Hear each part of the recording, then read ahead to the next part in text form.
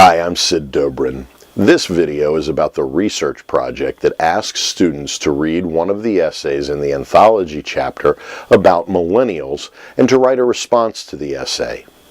If you're using the brief edition of Writing Situations, which does not include the anthology, you can revise the assignment to ask students to first locate online one of the many articles that have been published that address the situation of the millennial generation. If you do this, I recommend that you set some parameters as to where students can select articles from.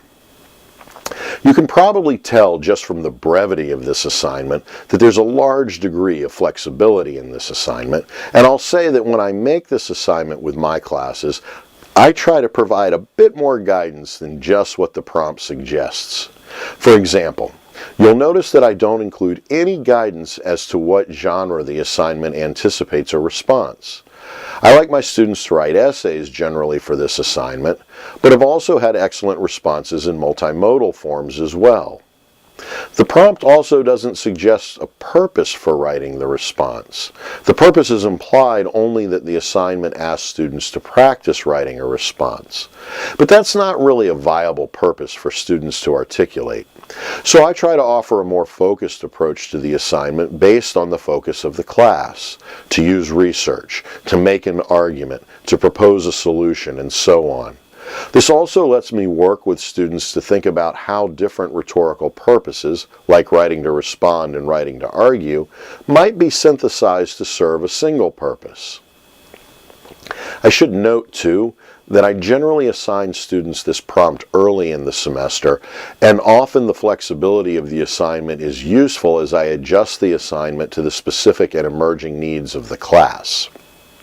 The real key to assigning this prompt is showing students why simply "I agree" or "I disagree" statements don't serve as appropriate responses within the situation. Rather, I encourage students to conduct critical scholarly investigation in order to best understand the situation and the selected reading. That is, I try to emphasize the importance of learning about the situation in which the essay participates as crucial for the formation of the individual response.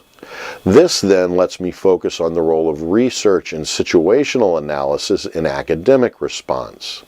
This also lets me push students away from uncritical, often emotionally based, not thought out responses. I want them to see that writing to response is not an activity of simply jotting down immediate reactions, but a carefully planned, researched, and crafted rhetorical act. This is why the research component of this assignment is so important. Students will need to conduct research about the essay's subject, the situation in which it participates, what other speakers in the situation have already contributed, and so on in order to clearly situate their responses within the situation. Part of what I want students to understand with this assignment is that research doesn't just mean looking up facts to repeat. It also means learning about a situation in which a writer wants or needs to participate. This kind of research encourages students to be better versed in a situation, to understand its nuances, so that as participants in the situation, they can maneuver in ways that best be heard. That's just a little bit to help you think about your approaches to this research assignment.